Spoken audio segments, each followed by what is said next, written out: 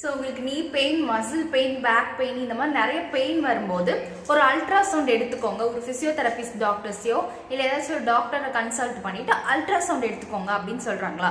So ultrasound தெரப்பியை பற்றின ஒரு introduction video தான் நம்ம இன்னைக்கு பார்க்க போகிறோம். ஸோ அல்ட்ராசவுண்ட்னா என்ன, அது நம்ம எதுக்காக எடுத்துக்கணும் அப்படிங்கிறத பற்றி ஒரு சின்ன இன்ட்ரோவான வீடியோ. ஃபஸ்ட்டு அல்ட்ராசவுண்ட்னா என்னென்னு பார்த்தீங்கன்னா, அது வேவ்ஸ் மூலமாக சரி பண்ணக்கூடிய ஒரு தெரப்பி தான். ஸோ எலக்ட்ரிசிட்டியிலேருந்து மெக்கானிக்கல் வைப்ரேஷன்ஸ் கிரியேட் பண்ணி ஹீட்டை ப்ரொடியூஸ் பண்ணி நமக்கு அந்த இடத்துல ஒரு ஹீலிங்கோ இல்லை ஏதாச்சும் ஒரு எஃபெக்டோ அது கொடுக்க ஸ்டார்ட் பண்ணோம். ஸோ நம்ம கண்டிஷனுக்கு எந்த இன்டென்சிட்டி, எந்த வைப்ரேஷன்ஸ், எவ்வளோ ஃப்ரீக்வன்சிஸில் கொடுக்கலாம், எவ்வளோ டியூரேஷன் கொடுக்கலாம் அப்படிங்கிறத ஒரு டாக்டர் கன்சல்ட் பண்ணி நம்ம கண்டிஷன்ஸ்க்கு ஏற்ற மாதிரி அவங்க கொடுக்க ஸ்டார்ட் பண்ணுவாங்க. ஸோ இது யாருக்கெல்லாம் கொடுக்கலாங்கிறது வந்து இண்டிகேஷனாகவும், யாரெல்லாம் இந்த அல்ட்ராசவுண்ட் எடுத்துக்க கூடாது அப்படிங்கிறத கான்ட்ரா இண்டிகேஷனாகவும் நம்ம இப்போ சொல்ல போகிறோம்.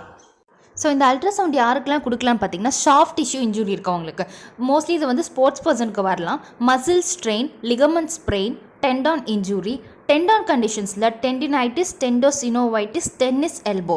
ஸோ ஜாயிண்ட் சம்மந்தமான பிரச்சனை இல்லை, ஓஸ்டியோ ஆர்த்ரைட்டிஸ், ருமட்டாய்டு ஆர்த்ரைட்டிஸ் வந்து நான் அக்யூட் ஸ்டேஜாக இருந்தால் கொடுக்கலாம். ஜாயிண்ட் ஸ்டிஃப்னஸ் இருக்கவங்களுக்கு, பர்சைட்டிஸ், மயோசைட்டிஸ், கேப்சுலைட்டிஸ் இருக்கவங்களுக்கு, போஸ்ட் சர்ஜிக்கல் ஸ்கேர் இருக்கவங்களுக்கு, ஃபைப்ரோசிஸ் இந்த மாதிரி கண்டிஷன் இருக்கவங்களுக்கு, வலி சம்மந்தமான பிரச்சனை மெயினாக பார்த்தீங்கன்னா கழுத்து வலி, முதுகு வலி, அது மட்டும் இல்லாமல் மூட்டு வலி இதெல்லாம் வரவங்களுக்கும், அது மட்டும் இல்லாமல் சாஃப்ட் டிஷ்யூ ஹீலிங் வந்து அவங்களுக்கு ஸ்லோவாக இருக்குது அப்படிங்கும்போது அவங்களுக்கு கொடுக்கலாம்.